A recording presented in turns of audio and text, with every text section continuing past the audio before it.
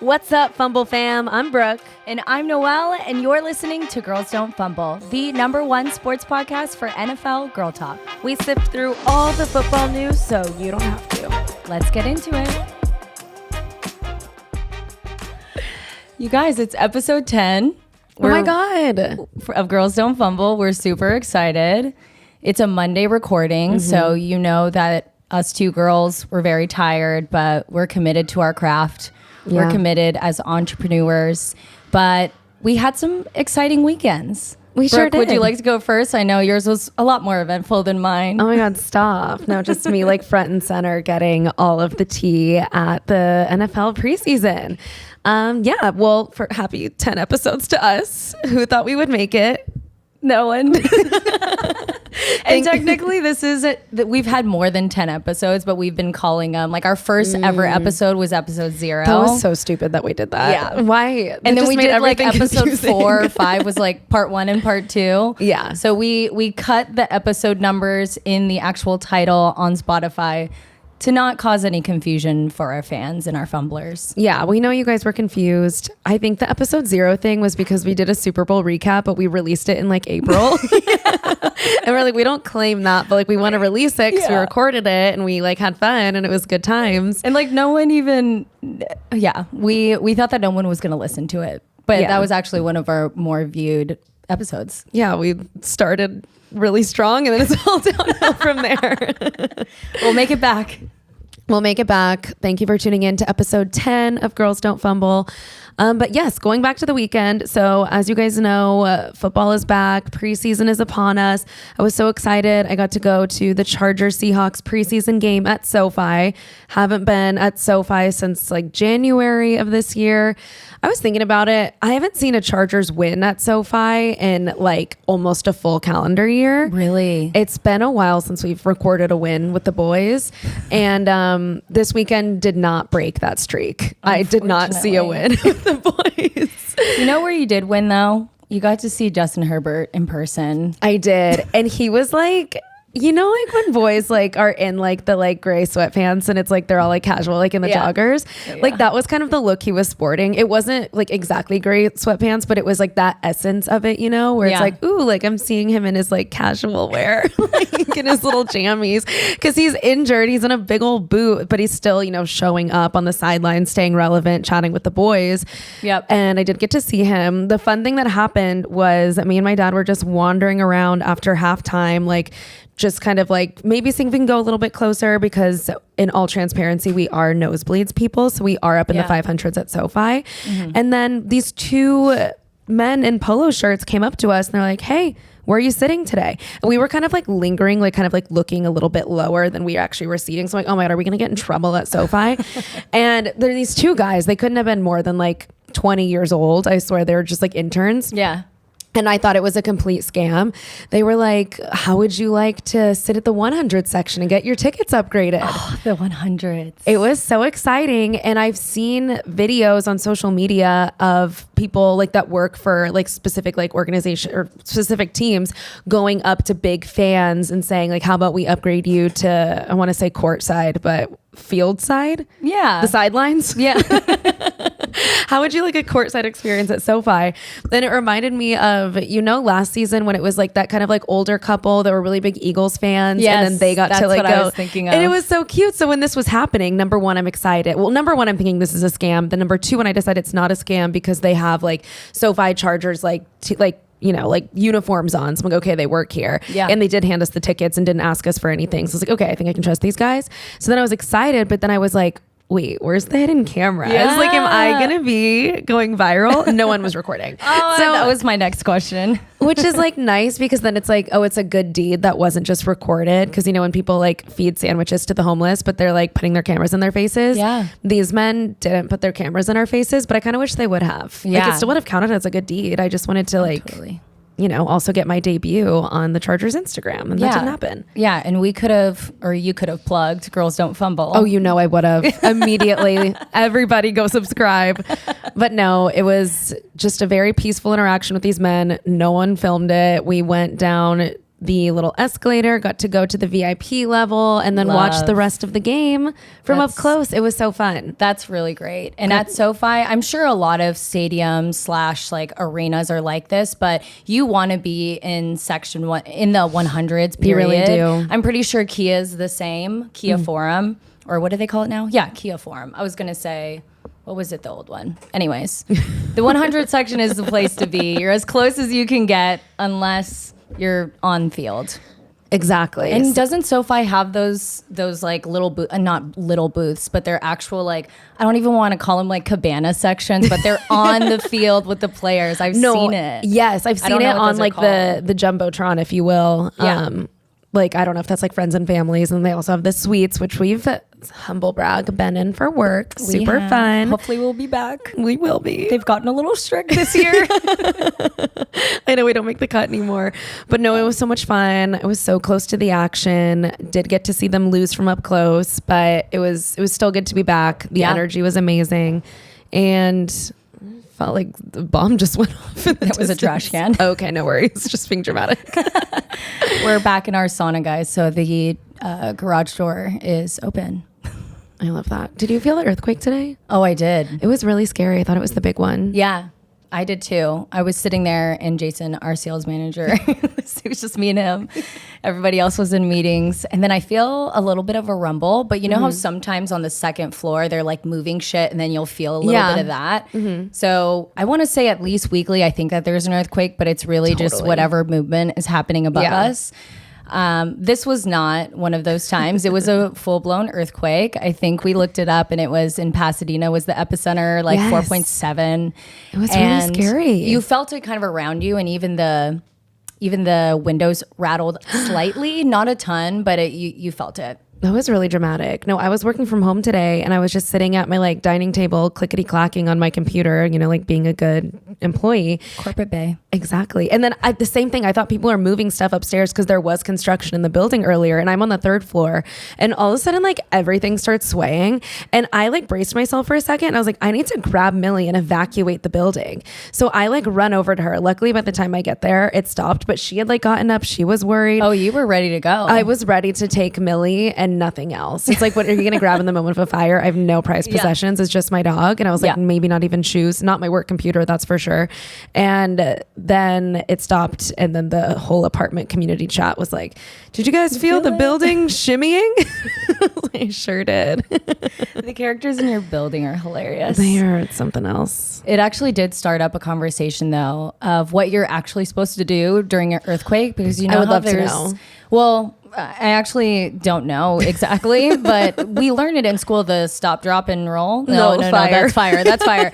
Go under the desk. I forget what the like catchphrase was, but you're supposed to go under your desk.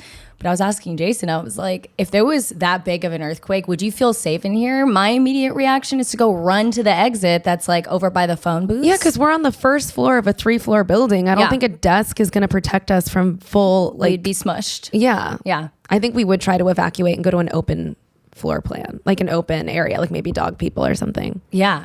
I mean, let's make it to the exit at least. That's what I was thinking. I'd make it to the parking lot, just whew.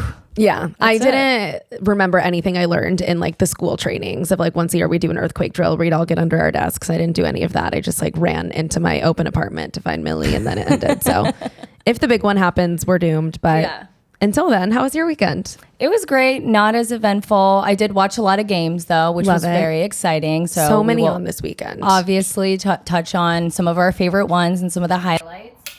But instead, what I did was go to the beach. Did you hear that? Yeah, what was that? I don't know. What's happening? Sorry, guys. There was a little bit of a audio problem, but we're good now. I went to the beach. We went to Manhattan for a friend's birthday, and it was great. The sun was shining. It was probably like 75, and it never got cold. You know how sometimes when you go to the LA beach by 4 p.m. you have a little cover up on. Never got that way. We did leave around like 6:30ish, and then the rest of the time I was just hanging, watching games, I love it. watching the closing ceremony of the Olympics, all of that. So big Olympics fan. Yeah, it was really good. The pass off with, I was gonna say Tom Hanks. Another American treasure. Tom Cruise? Yeah. Tom Cruise. That was entertaining. I'm very excited to see how the LA 28, as they're branding it, Olympics will be. But we have 4 years until then. So we got some time to kill. Lots of Love Island seasons. Oh, yes. In between. All the American pride surging through our veins with the Olympics and Love Island US. Yes. But I mean, one thing, while I didn't go to a Chargers game, I did watch a game that was very important to me. The Bengals played the Bucks, and our boy Joey B back on the field. He's back. We were very excited to see him back on the field playing. His wrist seems fully recovered in my eyes. I'm going to be optimistic about that. No residual pain at all. Yes. And granted, he did only play one possession, one series. And in that time, he threw a touchdown to T. Higgins, King, who's on the last year of his contract. He got franchise tag. So whenever there's a touchdown, there's a roar in the stadium, and they're going T. And then if he is at another team next year, I'm going to just be really sad about it. But it's great to see that connection back on the field again. But obviously, Chargers, they're way closer. The Rams are closer. Unfortunately, the Bengals aren't like a hop, skip, and a jump away. But, you know, we'll be cheering them on from the televisions all season. Keeping that Bengals pride. Yeah, as much as we can. But overall, it was a good solid weekend. I love it. Yeah. Okay. Should we get into the actual, the preseason? I was going to say the meat of the episode, but I don't like that analogy because I'm not a meat eater. Yeah. The vegan meat of the episode, the Beyond Beef of the episode. The salmon. The salmon of the episode. I love that. Let's get into it. So we're going to be talking about our favorite moments from the preseason week 1 and the key players that we thought stood out. But first, just for any of our fumblers that maybe aren't as familiar with the NFL preseason, what is it? Why do they do it? We just want to give a quick intro. So the NFL preseason, it's 3 games this year. I think previously it was maybe 5 and 4 games. Thankfully, they've cut it down to 3. And these games all happen before the regular season, and none of them count towards any of the team records. So you might be thinking, why are we doing this? Like, why are you showing up for a game that doesn't count, and who's playing in these games? But there are some good reasons why they do it. Number one, it's really good to be able to evaluate players like the rookies, the free agents, the people that maybe haven't gotten fully signed on to the teams yet, evaluating them in live game situations. So the coaches, the general managers are able to see, you know, going from practice to a stadium with all the people watching, the pressures of a game, they're able to see how they perform under that pressure. It's also great for, you know, so many new players are joining the squad every year through the rookies, through trades, everything. So getting to have the team prepare, run any new plays and schemes in a real game rather than practice is just helpful for everyone on the squad. If they have any new coaching, new coordinators, get them all ready to go. And then finally, it's just fun for the fans, and it's a money grab. They get to sell tickets and we'll go to these games. So why not do it? But the funny thing is, because none of these games actually count, a lot of the starters don't play. Sometimes they'll play for, you know, a couple series, couple snaps, and maybe just a couple quarters, and then they'll get taken out. But a lot of times it's just the second and third string players, which adds to people being like, why should I care? But still a lot of good moments we're going to talk about. Yep. And I think that you hit the nail on the head there in describing all of it. I think the most important, or not the most important, but the most exciting part of preseason is seeing all the rookies play.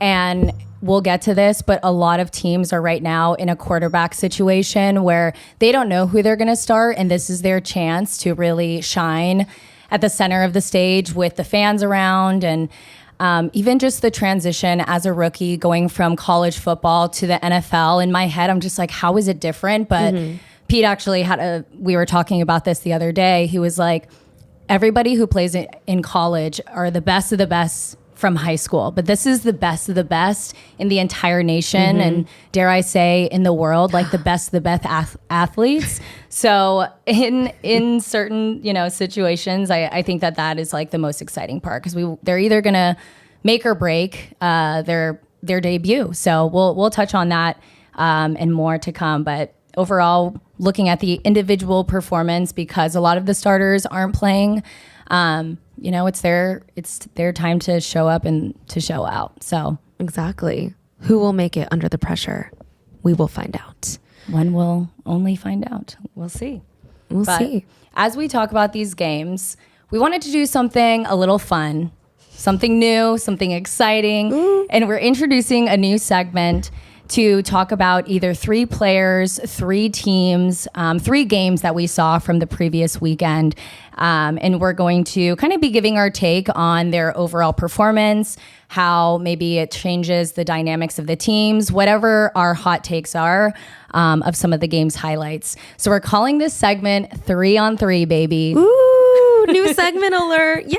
New segment alert. Can we add in like a crowd cheering? Yeah. Okay, cool. Pete, you got that. Take notes. So something that's going to be a little bit different about this segment is we're each going to be choosing 3 players from the 3 games that we thought were the most notable.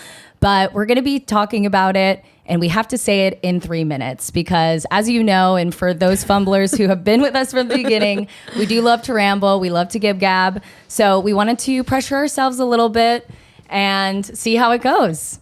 So we have let me get my timer here. Oh my God, I'm nervous. This is what we needed though. Like we needed the accountability of a timer because we could ramble all day. So we're going to talk about a total of 6 players. Yeah. And this could easily take us 2 hours, but we're going to keep it under 3 minutes per topic. And I'm sure our intro was already 15 minutes. So. Oh yeah. No, oh my God, wait, I need to like wet my whistle. Yeah. My mouth went dry at the thought of like a timed test. I know. I shouldn't have said that. Oh, I'm like scared. I have like time anxiety. I do too. I was always like the last person to turn in my test. Okay, that makes so much sense. We're like the worst people to do a podcast together. That's why our episodes are so long. They are very long. Okay. Oh my God. Why do I feel my hands are sweating? So are mine. This is pressure we put on ourselves. And here's the thing, it is hot in here, so I'll give us the benefit of the doubt.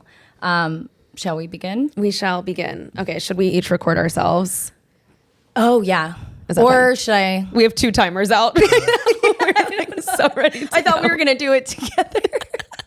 Okay, we'll have 2 timers going at the same time. So we can both kind of keep track. Yeah, love that. Okay. And then in case we go over, should we stop or should we maybe go like throw up a hand gesture? Yeah, we'll have to keep each other accountable. Go like okay. This. Stop. And that's time. So funny. Oh my God, okay.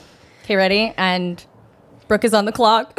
Ready? 3, 2, 1. Oh my God, why am I so nervous? Okay, so my first player that I'm going to be talking about is, of course, the Caleb Williams, our number 1 draft pick. I think there is no other player that had such big expectations on him heading into this preseason weekend.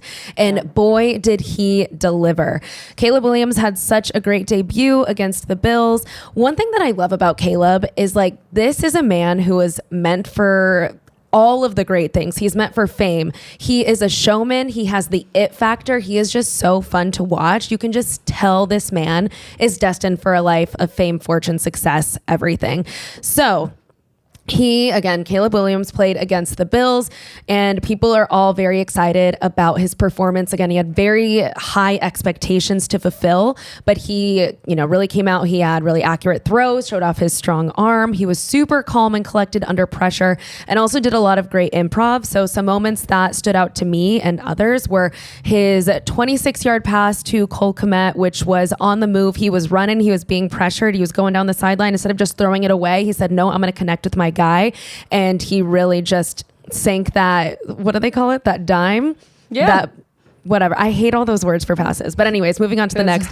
He also was under pressure another time. And instead of, again, like letting himself be sacked, he just tosses the ball to DeAndre Swift, who ends up being able to run for a 42-yard gain, another huge offensive move.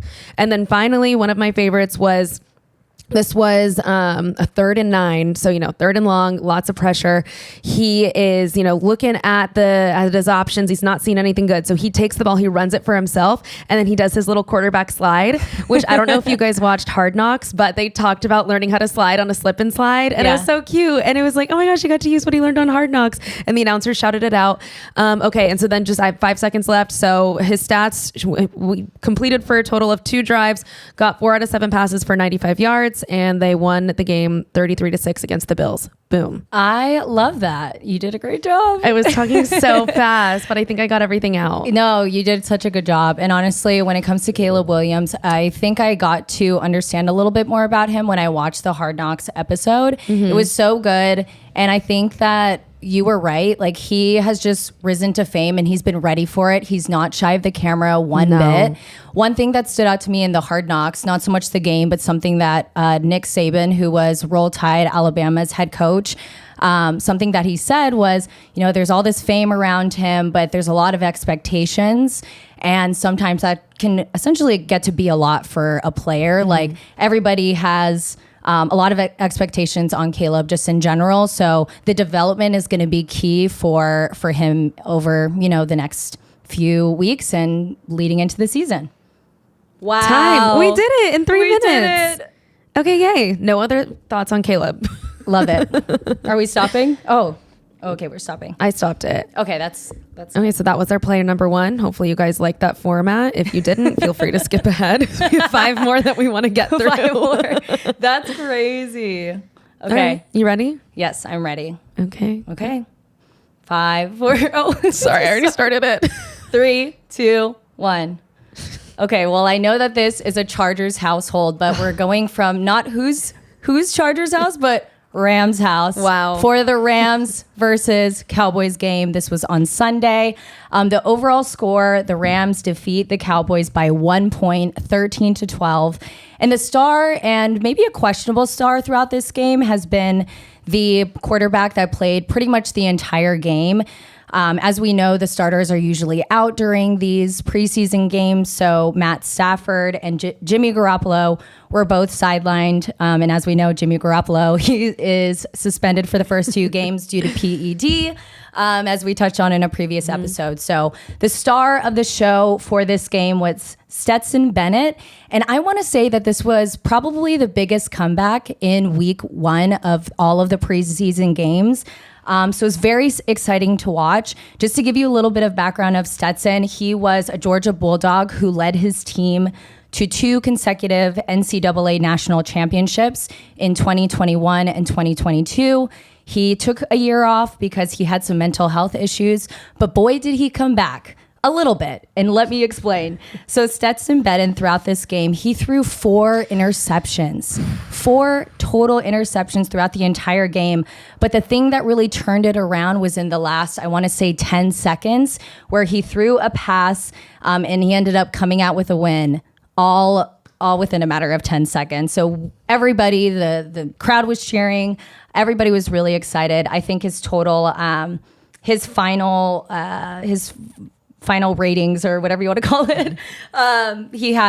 He completed 24 of 32 passes, and then he got 224 yards, which was very exciting, knowing that he had somewhat of a rough start. But overall, what a win for Stetson Bennett. Made it in 2 minutes. Oh gosh. I could not believe this headline when I saw it. I didn't watch the game, but I think it's just everyone's talking about it. The fact that he threw 4 interceptions to then the game-winning touchdown pass is so cool. That's like something you see in a movie, and the fact that it actually just happened in real life in the first season of preseason, or the first game of preseason, when we have the lowest expectations for anything juicy or exciting to happen. That was so cool. And I know you mentioned Jimmy Garoppolo being suspended for the first 2 games, which is funny. We can't wait to see you out there, Jimmy G. But this was really like Stetson Bennett's, moment to shine, knowing that they're not going to play Matthew Stafford, their normal backup of Jimmy that they signed on, I think, just for a year, can't play for the first 2 games. So normally you're not getting all the way down to QB3. And the fact that he was able to have first a very disastrous moment, he's got to be thinking to himself like, oh my God, I'm going to be the laughing stock of LA. And then he was able to stay calm and pull through and get that game-winning touchdown. We love a happy ending. We love a happy ending, and we'll see how he does, but maybe he'll play, maybe he won't. That would be sad if Jimmy Garoppolo got knocked down to QB3. That man, very good looking, but just keeps getting thrown around. He does. Different teams. He does. But I think Matt Stafford can hold it down for at least a year or 2 more. Oh, yeah. We got faith in him. There's been a lot of interviews from like CJ Stroud and I think Caleb. They've been like they've been getting questions around what quarterback do you watch the most? And they both said Matt Stafford, which is interesting. Yeah, we love to see it. All right. Good to know. We'll keep our eye on him too. All right. Okay. Ready for the next player. Okay, 3, 2, 1. I'm just going to press start. Go for it. The next player I wanted to highlight is rookie Jayden Daniels of the Washington Commanders. He was the 2nd overall draft pick. So I know a lot of people are going to be comparing him to Caleb Williams in his debut. He only played for 1 drive, but there is 1 pass that has everybody talking. So overall, he only had 3 passes. He went 2 for 3 and a total of 45 yards. One of those was a 42-yard pass. So this was a 3rd down play. He's scanning the field. He's seeing everyone's kind of covered. And then he goes off script. He goes against what he's supposed to do. He throws a deep toss down the field to, how do you pronounce this man's name? De'Ami Brown for that 42-yard gain. And you just love to see that confidence of a rookie QB. Again, this is his 2nd or 3rd throw of the entire situation of his whole time in the NFL. And he's like, let me just go away from what this whole, the play call is supposed to be, and let me call an audible. And it totally worked out.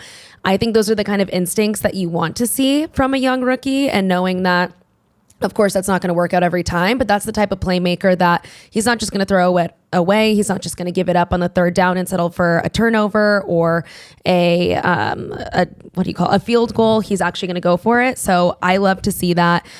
Coach Dan Quinn said it was a moment where he felt like he was asking for forgiveness and not permission, which we love that mentality too.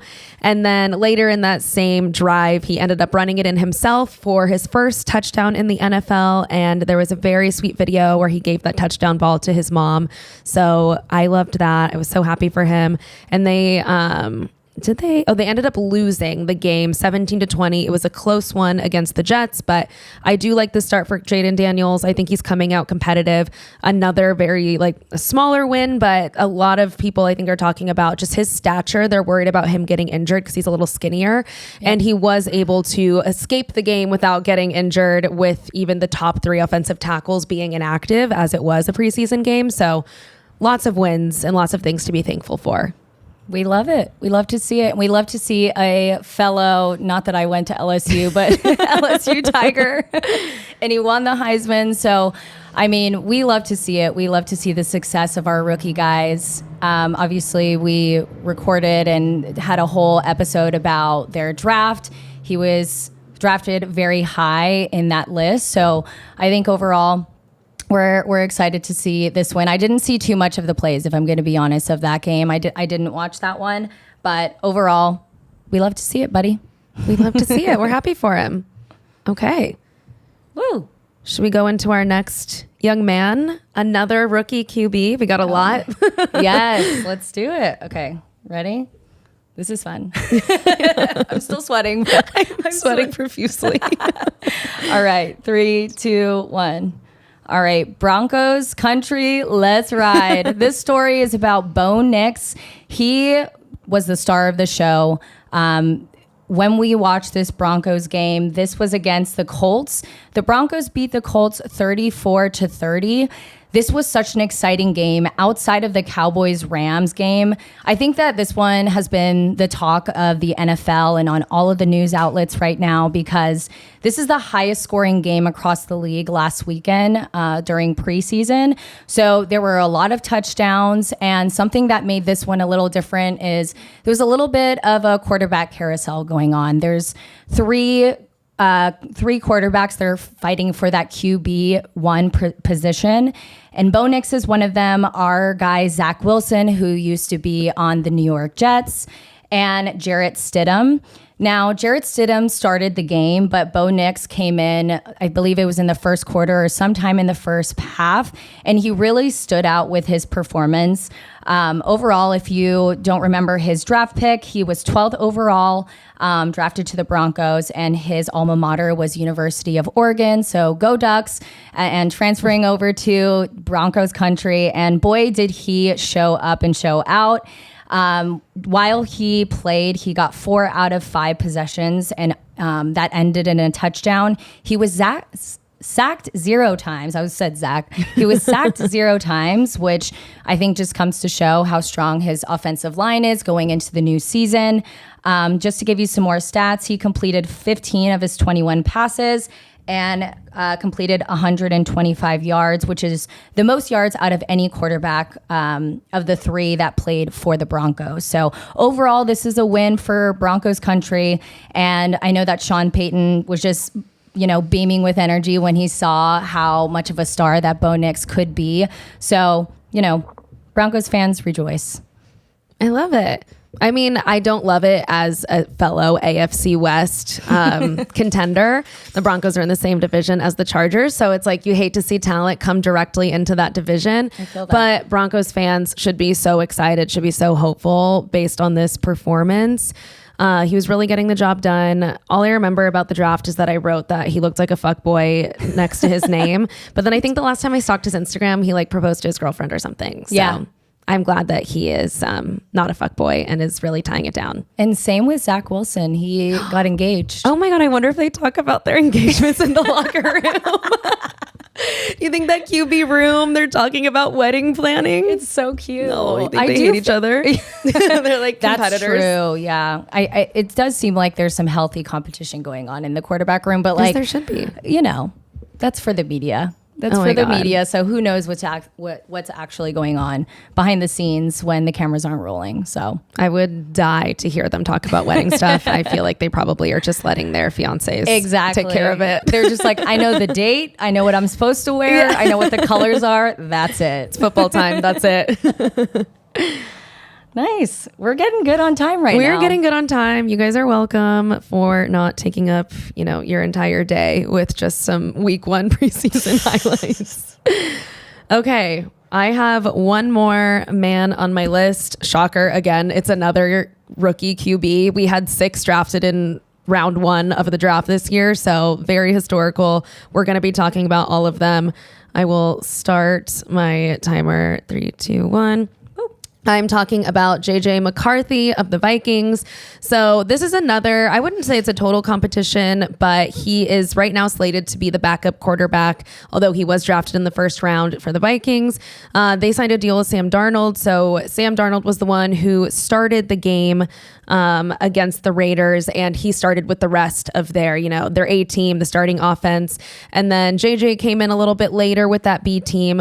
His first possession, he threw an interception. So again, really tough way to make your NFL debut. He's never played a game before, and he's throwing it right away to the Raiders. So that was tough. And at the end of the half, the Vikings were actually down by 13 points. So it's not looking good for them at all. But the thing that we need to remember about JJ is that he has a secret power, which is meditation, and it is staying calm under pressure. So he was not about to get, all nervous and all tied up with that interception. He was going to let it go, and he was going to come back. And in the third quarter, he ended up throwing 2 touchdown passes of 45 and 33 yards that helps them eventually come back to win by 1 point against the Raiders. So this had a lot of fans super excited. And, people are talking, maybe will this make him a contender for that starting position? I don't think the Vikings are going that far yet. I think they're still planning on having him be the backup, but we are really happy that he had such a strong debut.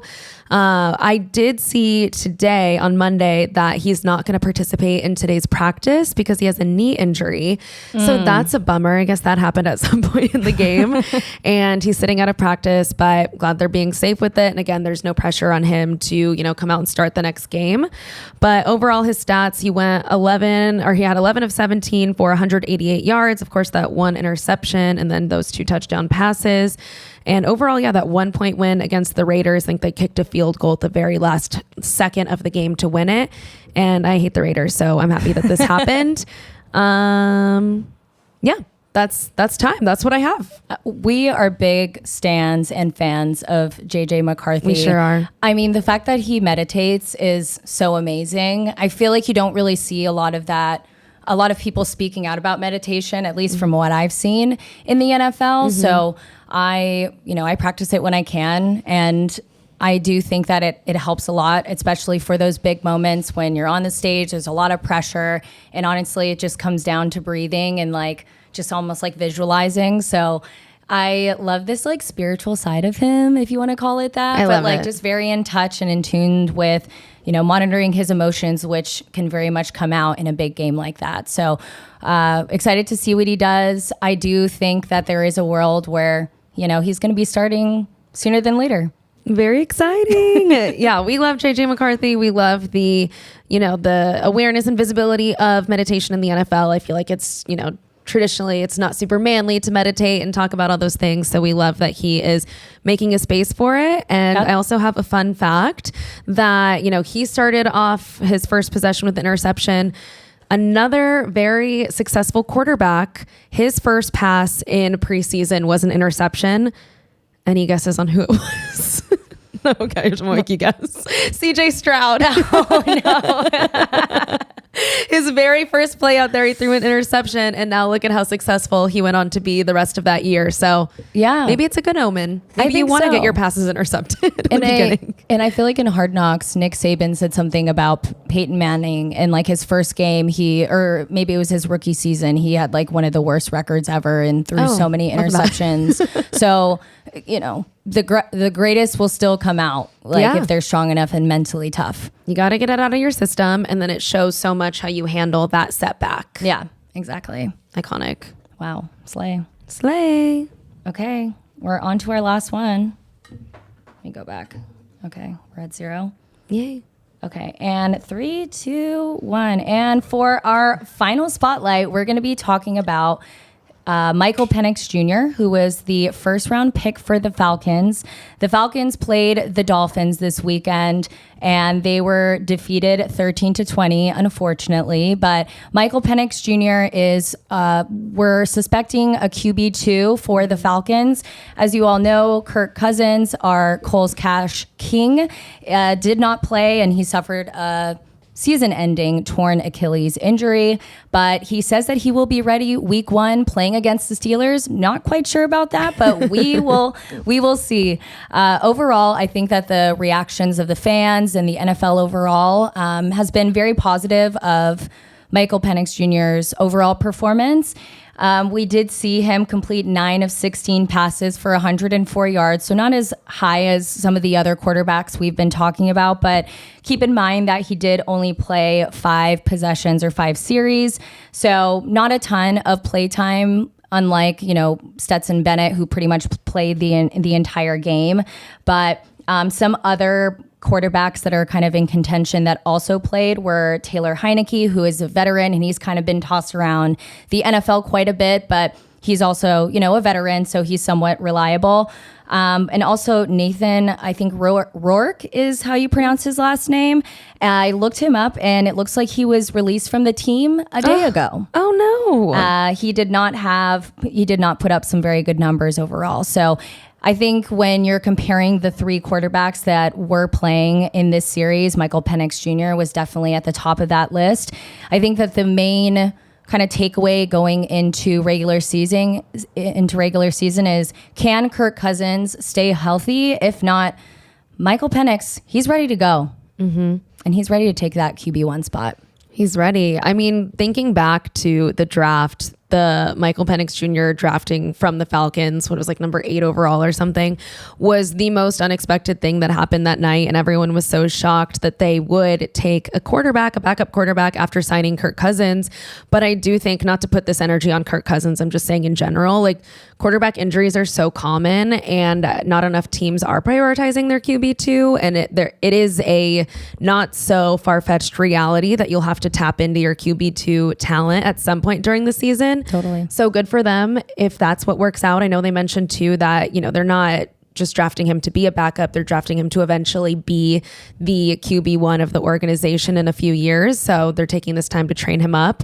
But happy to see that he had a good debut. Also, the guy that you mentioned getting cut, after watching the Dallas Cowboys cheerleaders documentary, knowing that right now they're making cuts like of the actual NFL teams too. Why every time someone gets cut, I'm picturing them going in and talking to those 2 ladies and like crying. Like, I can't unsee it. Like that is like, it was so painful to watch in the documentary. These cheerleaders' dreams they worked their whole lives for just be torn away from them. that now I was like, that's all I think about when I think about people getting cut. And Yeah. I know that it's not those women, obviously, but like getting called into the coach's room and like, it's not going to be good. Maybe it's the end of practice. It's just you like, ugh, I feel for them. Imagine that energy, but with like Jerry, the head coach of the Cowboys. No, exactly. They're not owner. giving you a little hug. It's not okay if you cry. There's not a box of tissues for you. Yeah. Yeah. The There's no one to walk ready you to your car after. Oh my gosh. No. That's such a good comparison. It's all I think about. It's really painful. I feel so bad for them. I know. And the thing that sucks about that too is that they don't get paid a lot either, but it's for the love of dance and for the sport. Yeah. So we get it. Football players get paid more. Yeah. Not if you don't make the team, but hopefully eventually. Yeah, we get it. Some similar things are happening on the Dolphins side, and the Falcons did play the Dolphins. Tua didn't play, but there were some questions about their QB depth chart. They had two QBs that played, Skylar Thompson and Mike White, and there were a lot of concerns about how strong that depth chart is for their quarterbacks. Obviously, Tua is great, but again, like sometimes quarterbacks are injury prone. They're getting sacked all the time, and if their offensive line can't stay healthy, then the next person to go is going to be that quarterback. So there's a lot of moving parts and to the NFL, and that's what makes it so fun to watch. Lots of drama. Always lots of drama. And it's just the beginning. I didn't know that there was one of the quarterbacks was named Mike White. I guess it's like a common name, but it just makes me think of the White Lotus guy. Oh my gosh, I forgot about that. He threw for 26 yards in that game. Oh, wow. The big 2-6. The big 2-6. He really made a statement. Made a statement on that field. Okay, do we want to go to our final segment of the week, rounding it out with our players and fumblers? We haven't done this segment in a while. This is really like our OG segment that we've maybe brought in twice. Yeah, once or twice. We said, wow, fumblers of the week would be so perfect for Girls Don't Fumble. And then we proceeded to never do it again. But now people are actually out there embarrassing themselves and making plays. So we are going to be talking about it. Should we start with players or start with fumblers? Let's start with players. Yeah. Let's finish with the funny ones. Okay. Do you want to say yours first? I can say mine first. Okay. So I was in between two before we started. We were saying which ones. My player of the week is Jalen Hurts. And I know you might be thinking, did he play this weekend? I actually don't know. I didn't watch the Eagles game, but I'm sure he didn't. I don't know. Yeah, I don't think he did. He was he's the QB1, probably watching from the sidelines, but that is not why I'm talking about him. I'm talking about Jalen Hurts because he seems to be the ambassador for flag football in the LA 28 Summer Olympics coming straight to LA in 4 years. But what makes this interesting is he put out a commercial recently. And I love it because it just gets me hyped for the Olympics again. Yeah. It's 4 years away, but if you guys haven't seen it, it's some very artistic shots of him just staring at the camera. And we know how good looking Jalen is. So it's like, ooh, you're reeling me in. And then he has a football in his hand. He lights it on fire and he has some kind of protective gloves. So don't worry, he didn't get burned. He throws it into the air. He's at the LA Coliseum where the many Olympics were before, the two, I think, previous to the one that's happening in 4 years from now. But he throws it up in the air and then he lights the torch above the Coliseum. Oh my God, stop. Just to, I guess, like kick off that the Olympics are going to be in LA in a few years. And he says, it's our turn now or something crazy. But it was really good TV. I'm obsessed. I think they picked such a good representative of football to be the face and the talent of that campaigin. Totally. It's so exciting that flag football is going to be in the Olympics. We should cover it. We should cover it. Oh my God, we should cover it in person. Oh, LA 20. If you're reading our manifestations for 2028 Girls Don't Fumble at the Olympics. We'll be there. See you guys. That's my player. I love that. So I famously did not pick my player of the week ahead of the episode. I was just going to see where the vibes took me. Yeah. And I am sticking with my gut reaction, which was to pick Caleb Williams as my player of the week. Obviously, I already talked about him, so we won't spend a lot of time, but I really do just have to give such a shout out to him. He brought it. I can't imagine the amount of pressure that he was under, and he handled it so well. And if you're a Bears fan right now, you might be thinking to yourself, is this our year? And I'm here to tell. I don't know. I think it could be. I'm tuning into Hard Knocks. I'm going to be watching all their games. Maybe I'll try to draft him in fantasy. I think that Caleb Williams, I'm signing on to the Caleb Williams train. He's a really fun person to root for. I know everyone's already made the comparisons between him and Patrick Mahomes, which again, add more pressure. Why not? Yeah. And he really did give me that same energy watching his highlights from the game. It was giving Patrick vibes, which I'm unfortunately dressed in kind of a Patrick outfit right now. You traitor. No, I'm for those of you that are audio listeners, I'm wearing like a red and white basketball jersey technically, but has a big red number 15 on it. Yeah. And I got it at Aritzia and I was like, oh my God, cute, sporty, I'll wear it on the podcast. And then now every time I wear it, people are like, Patrick Mahomes. And it was not done intentionally. And I Googled, I was like, there has to be like another player with 15 that's notable. There's not. It's just Patrick Mahomes. And of course it's red. So all that to say, if you're watching on YouTube, this is not a Patrick Mahomes shout out. This is just for fashion. It's meaningless. And I'm sorry about that. Yeah. No hate to Patrick, but no, love him to death. I'm just not repping the Chiefs jerseys. Yes, exactly. I don't want them to win the Super Bowl again. Yes, please. No three-peat. But he is very fun to watch. And in that same energy, of course, is Caleb. So that is my player of the week. I think that that's a fair and accurate comparison from what we've seen in just one game. One pass that stood out to me with Caleb is he did a little shovel pass that Pat Mahomes likes to do, like just like a little toss. And those seem hard to execute. Like it looks easy because it's just a little underhand, but I feel like you have to spread out players so you have like the angle. Without it getting intercepted. And sometimes they're not very fast. They're like tossed in the air and they have some airtime. No, those make me so nervous. But he did a great job with that. I'm very excited to tune in for Hard Knocks. I feel like this group of guys, they're very entertaining to watch. I also loved when Caleb went up and he said his signing bonus. That was crazy. So subtle brag. They like panned to like the GM who's like, why did he just say that? Everybody, like the cheers were insane. And then the poor guy that came out next, I think he was a linebacker from Canada. He said my signing bonus was $20K, and it's just like, man, that comparison is crazy. Was Caleb's like 25 million or something? Yeah.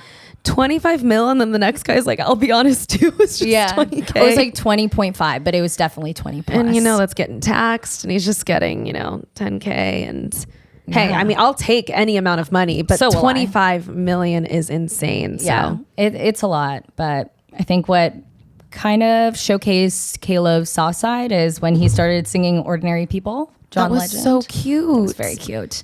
So we're loving to see all aspects of Caleb. And I think there's no better time than right now because there is so many expectations of him. And we are getting to see like his character kind of behind film. So we'll see more of him. Yeah, we'll be covering him a lot. We're very excited about Caleb. Love it. Okay, let's finish it off with the fumblers of the week. Oh my gosh. The biggest losers. Oh my gosh, I'm excited to talk about this one. Okay. So my fumbler of the week is not a player. It's not a team. Okay. It's two teams. Okay. Two teams. It's two teams, and that is the Lions and the Giants. Just taking out the entire team. Yes. Both of and them. The reason why I say this, they had their preseason week 1 game on Thursday, but leading up to it, as we all know, during training camp, the players are practicing amongst themselves, but oftentimes I don't know if bored is the right word, but like in some way, shape, or form, they want to grow that competition with another team. And so they'll have these joint practices. And the Lions and the Giants had one right before their Thursday night game. And during this practice, tensions were high, emotions were high. There were 7 fights that broke out during this practice. That is so stupid. That's 7 fights. You don't look at yourself in the mirror after one fight and think, okay, that was a lot. Let's not. That happens 6 additional times. Yeah. And don't quote me on that, but I do know I've seen like several POVs of different fights from different angles. And there were multiple players that had to get pulled out of practice because a lot of them just can't handle their emotions. Some players, which is fine. And this is very common, not only for practices just amongst like your own team, but also in joint practices. Like the Bengals and the Rams had one 2 years ago, and I remember Aaron Donald was there, and there was a big fight. I'm like, this was right after the Super Bowl. I'm like, oh my gosh, get them off that field. Gosh, dang it. So obviously tensions were high there, but this one in particular, like they just could not catch a break. And that's so dramatic. And the fallout of all of this, and the thing that made this hard was both teams got fined $200,000 each, not total, each. So they are my fumbler of the week. Get it together. Get your emotions right. You're going to have to get it right and get it tight before regular season. So that's really what embarrassing. I have to say about my fumbler. That when I was watching, I have a few things to say about that. Number one, that's embarrassing. And when I was watching some of the preseason games, I was just thinking about like what's embarrassing during preseason. Number one, that getting in fights in practice. Number two, an injury of any kind is just like this game doesn't even count, and like you're fully like ruining your season over it. And then the third thing that I found embarrassing was like, usually like a lot of times, like obviously we talked about like backup quarterbacks, QBs 2 and 3 will be getting a chance to play, and like the QB1 is still on the sidelines watching and thinking about the QBs 2 and 3 like doing bad in front of QB1. Like, I just felt so embarrassed for them. Like the person who's way better at your job than you is watching you do this.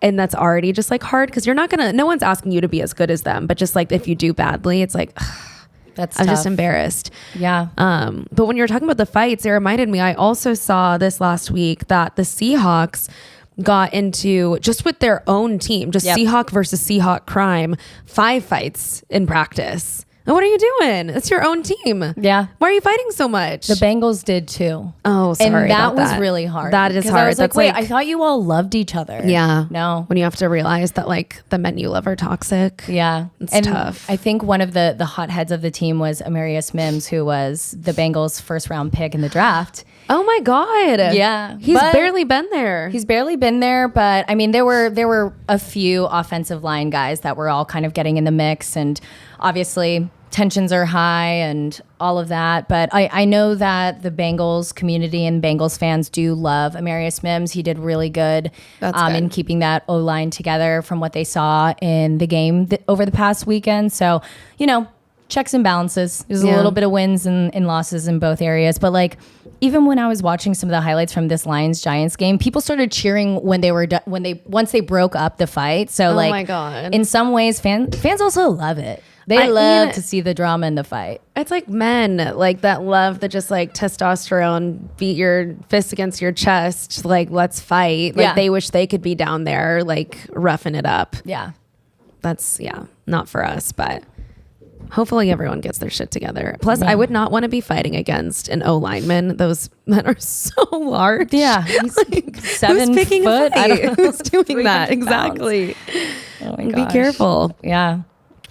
Well, speaking of stupidity and injuries and embarrassing moments, my fumbler of the week, not to talk shit about the Chiefs again, I swear I'm not doing this on purpose. I actually am wishing nothing but the best for this player, but the Chiefs, they're one of those teams. This is an Andy Reid policy. He likes to play a lot of his starters in the preseason games. And one of their new players, wide receiver Hollywood Brown, just got signed to the team. This is his first play for the Chiefs. It's really exciting that he's on the team.